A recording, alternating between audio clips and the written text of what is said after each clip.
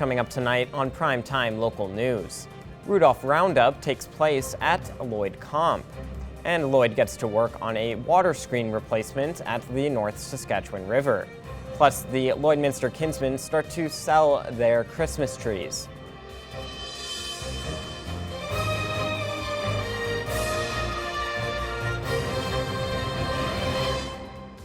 Prime Time Local News, serving the Lakeland and Midwest regions. The Lloydminster Comp is holding their 27th annual Rudolph Roundup this year. Our Lane Hofford has more on the event and who helps it. The Lloyd Comp is once again helping those in need with this year's Rudolph Roundup. The purpose is for students to collect items from other students as well as community members to donate to Spark Foundation for the Christmas season. Anyone can donate at any of the boxes around Lloydminster. We have boxes throughout the community, so our leadership students all went to different schools or different businesses in the community, and they asked if they could place a box there. So if you're out and about and you see a box for Rudolph's Roundup, feel free to throw some stuff in there, and then we'll go through and we'll collect all that, and it all goes directly back to the interval home. Christmas can be a challenging time for many people, especially the women and children who need the services Spark Foundation provides. Dwayne Jeffrey, a teacher at the Lloyd Comp, says that the Roundup shows him just how dedicated the community is to helping those who need it most. Each year we've got more and more boxes and more communities involved, and it's such a great cause that communities understand the need. And I love in Lloyd how we're very dedicated to helping others in our community, and we see that in this fundraiser probably more than anything else I see in our community. And so we have boxes at 25 locations right now, and we've had 2 drop-offs already from community members. Jeffrey says the goal for the Roundup is to ensure that every kid gets a gift and that everyone Spark Foundation is helping has what they need to be safe, comfortable, and taken care of. Just bring your items to the comp or any of the drop-off boxes, and we're really looking mostly for the most baby items of all types, diapers especially, but also Christmas gifts. Our goal is to make sure that every kid who comes here this year gets a Christmas gift, but also that there's an item, a teddy bear, or an item for every kid who comes to school in the community to the Sparks Foundation all year. Rudolph Roundup will continue until December 6th. The Lloyd Comp says that every donation is greatly appreciated. Lane Hoffert, Primetime Local News. Lloydminster is taking the necessary precautions regarding how we get our water from the North Saskatchewan River. It was identified earlier in the year that the city's traveling water screen, responsible for removing debris from our water supply, is now offline due to a mechanical error.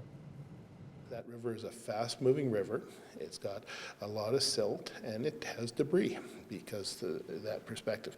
So there is an intake mechanism at that river. It's been there for 42 years when the pipeline was first built.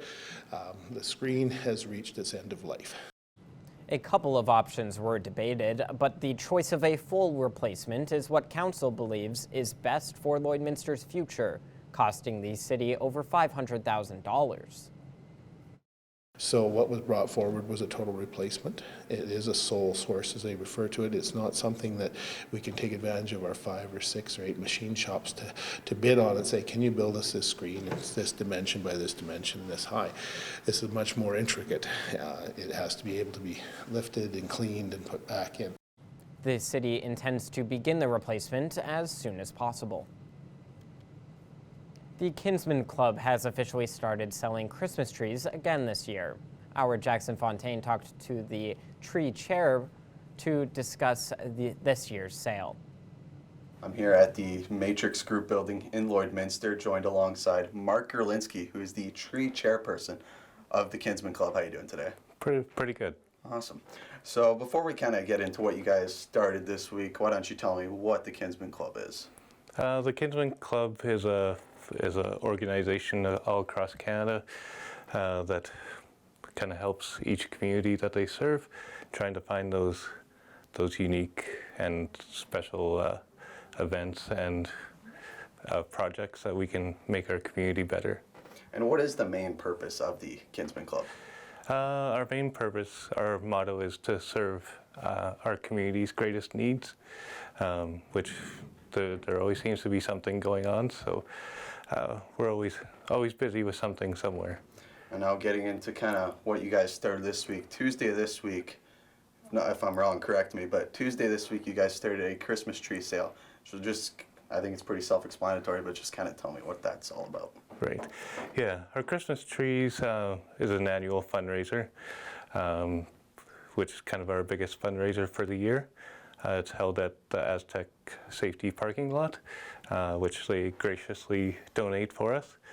But yeah, it's just your just classic Christmas trees, live trees, which come out of a tree lot in North Battleford, so they're nice and locally grown.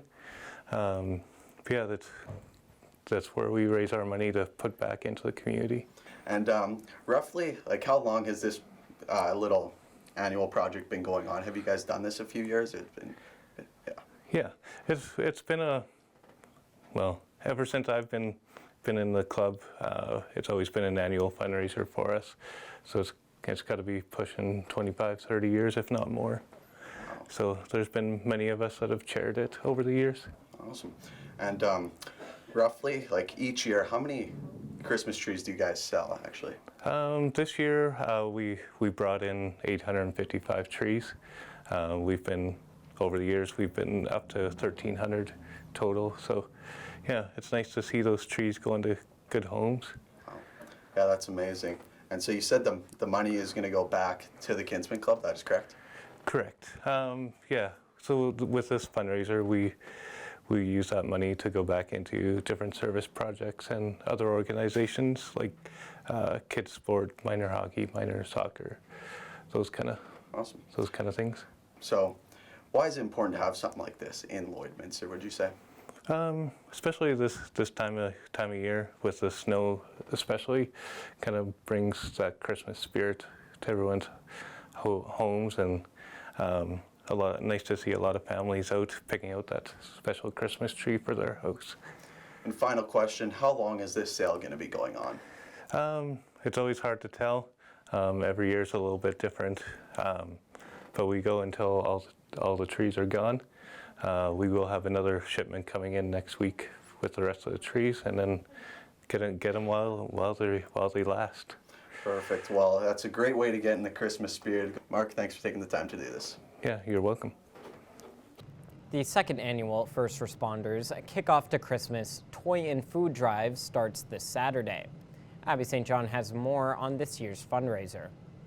To be joined here today by Constable Melanie Flynn and Constable Corey Booth with the Lloydminster RCMP. Thank you so much for joining me today. Thanks for having us, Abby. Of course. Now, as we head into December and the holiday season, people and organizations are looking for ways to give back. And coming up this Saturday is the second annual First Responders Kickoff to Christmas Toy and Food Drive. Tell me a little bit about this fundraiser and how it started last year. Well, last year we set up at 3 locations. We set up at the Superstore in Lloydminster, Walmart, and the Safeway store. It was kind of a throw together thing. We did it all very last minute, but it was very successful. At the end of the day, our partners in crime prevention and first responders and that, we covered, we were able to get $5,000 worth of toys, as well as approximately 5,600 pounds of food, all donated to local families in need. That's wonderful, and it's amazing that you were able to make this an annual event. Now, for the toy portion of the drive, what are you looking for? I know some toy drives, they ask for brand new or gently used. What are you asking for? Well, I can speak to that, Abby. So this year we're a little bit more organized. So we have our partners, the Lloyd Fire Department, the Lloyd Search and Rescue Team, WPD EMS, as well as Medivy EMS, and hopefully the city bylaw can attend as well.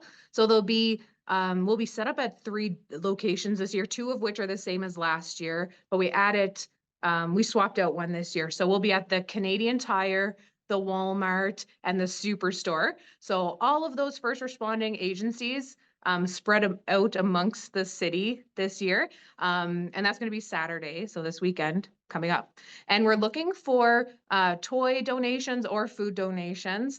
And we're trying to pack our Lloyd Rescue trailer, which is what we filled last year. So we're hoping we can fill that again this year with both toys and food.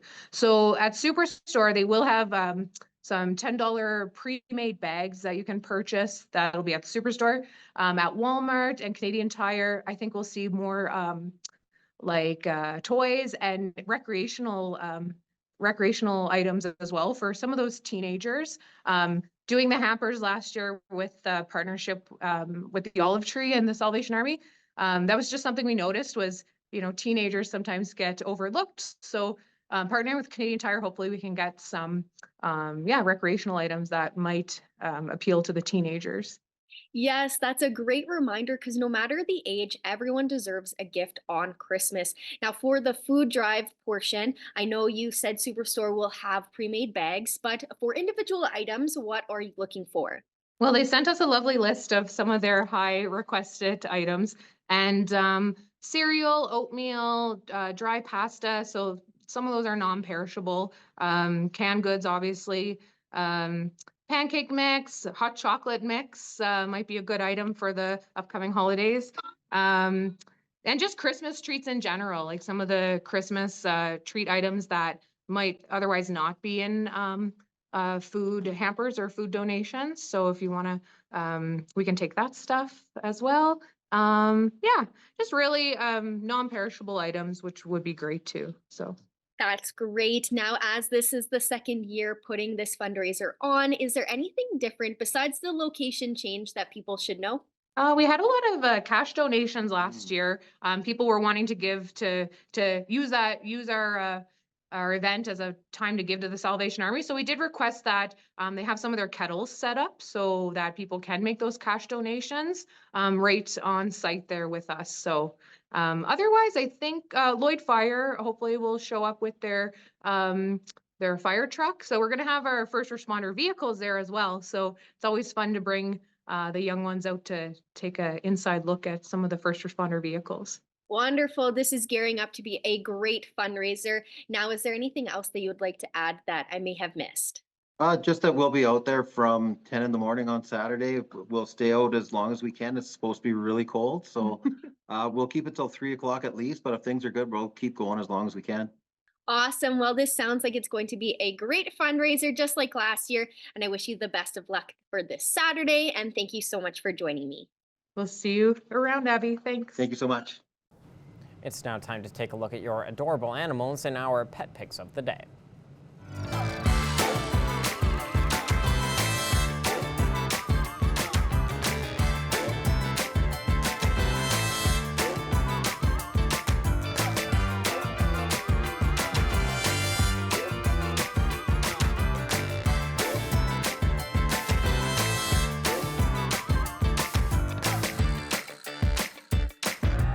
We want to see your pets. Send photos of your pet and their name to have them featured on Pet of the Day.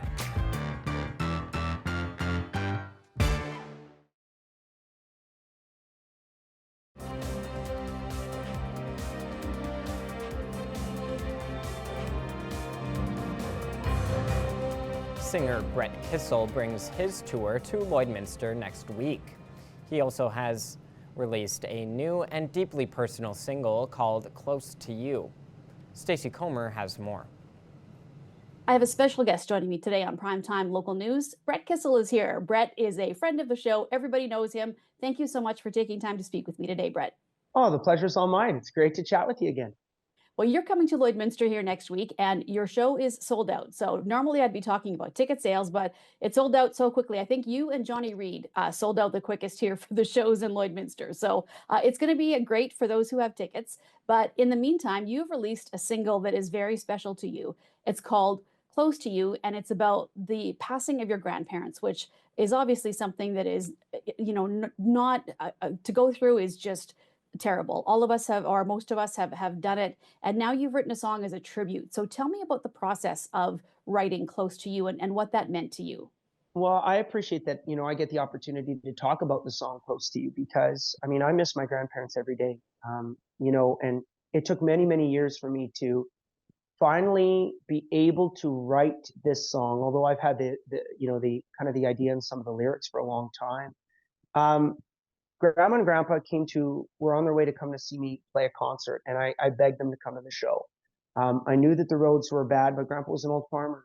He's a real good driver, and I thought that there was going to be no issue. And I feel so sad that that they passed away in a car accident, getting ready for the show. So I had a lot of guilt, surrounding that event that happened for us. And I felt so bad for my cousins. I felt so bad for, my auntie, my uncle, and everybody. But as time goes on and time does heal, I just felt that, maybe now so much time has passed that I can do something that's going to be really special as to honor their legacy and honor how much they do mean to me, how much I miss them. And especially my grandpa, so I wrote this song Close to You with Derek Rattan, actually. And it was unbelievable how when Derek and I were writing this song, and Kyle Clark, who was with us too, such a great writer, Derek and I, everything that I brought up about my grandpa was identical to who his dad was too. And every lyric in that song is so true. So with all that being said, it's a really powerful song. And as we get closer to the holidays, maybe it can help heal some people too.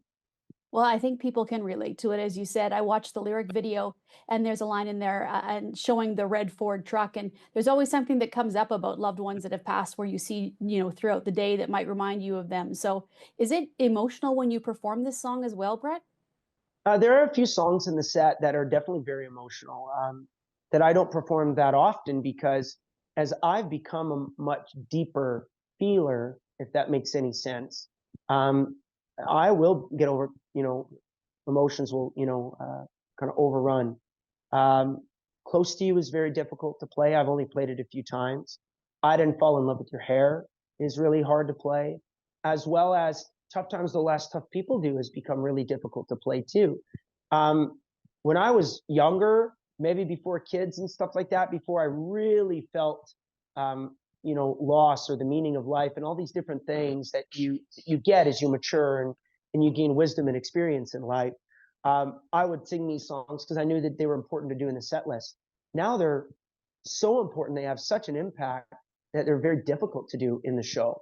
But the Side You've Never Seen tour has the opportunity to peel back all these layers, and it gives me an opportunity to be honest and vulnerable and authentic as I possibly can be while on stage. So it's a very unique show in that regard because you never know what you're going to get. Well, and as this show, you're performing it across Canada, the western part this time and heading to the east in the new year. Normally at Brett Kissel shows, it's high energy and you're jumping all over the stage. And now this is acoustic, but it doesn't have to mean it has to be, quiet and totally toned down. So for those going to the show, Brett, tell me what they can expect at this more acoustic stripped down version.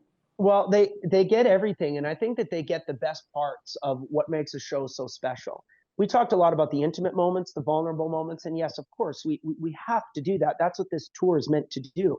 But when you talk about high energy, we find a way to do that. We find a way to turn, crowd, specific Lloydminster on a Monday night. We're going to find a way to whoop things up because again, small town people are very good at that.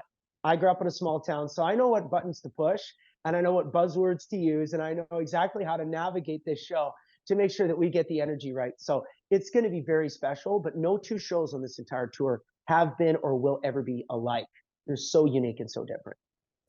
Brett, when you reflect back on the year 2024, and I can't believe we're almost through this, what are some of the highlights for you? Well, a lot. It's not music. Music are not the highlights this year. Self-discovery, peace, time with family, and really doing my best to figure out what life is all about. That has been an incredible journey this year. And there have been a bunch of circumstances where I've had to learn those lessons or really take a deep dive into what really matters in life. Music has been an amazing part of my life, and it is very much who I am. But as I watch my kids grow, and literally as I'm on this Zoom call right now and they're walking around me and stuff like that, I'm having the best time integrating my little kids into everything that I do and bringing them up on stage and having them sing too from time to time has been what life is all about. So those are the key takeaways of 2024. Well, Brett, thank you again so much for joining me. And once again, you're here next week at the Vic Tuba Theater Sold Out show, and the new single is out close to you. It just every time I talk to you, you have so much on the go. I don't know quite how you do it, to be honest. Balancing the kids, balancing the music, but you seem to be doing a great job. So I wish you the best for 2025. Thanks Stacey. again so much for chatting me, and we'll see you next week. Okay, see you next week. Thank you. Coming up after the break, our Lane Hoffert will have another look at our evening weather forecast.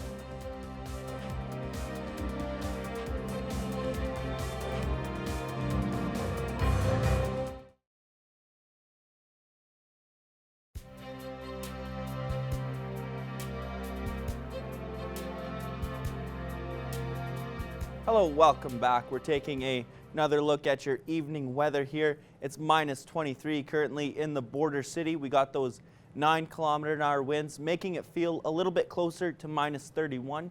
You can see there's some clouds out tonight and quite a bit of snow here in Lloydminster. Taking a look around the region, it's just ever so slightly cooler in central Alberta. Edmonton, Whitecourt, and Edson all minus 17. Jasper minus 7. Rocky Mountain House minus 14 and Red Deer minus 15.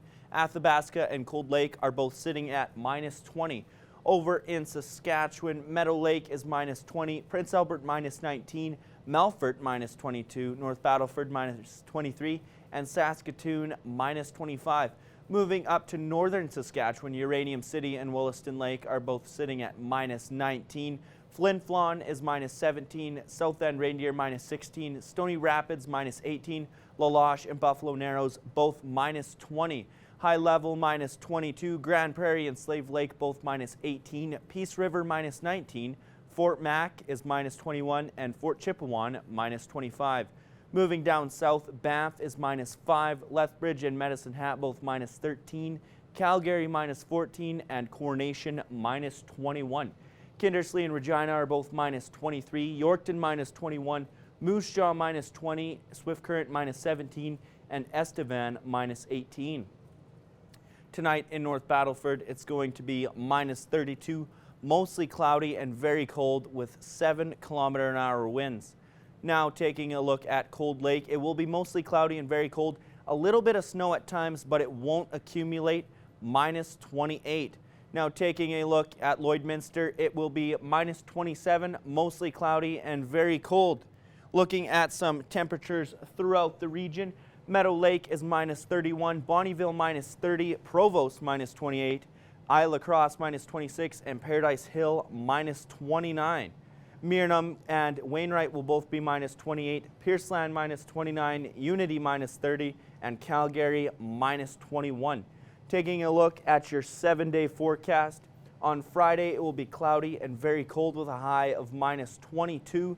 Saturday it will be cloudy and very cold as well, with that high being minus 19. That will carry over into Sunday. Once again, cloudy and very cold.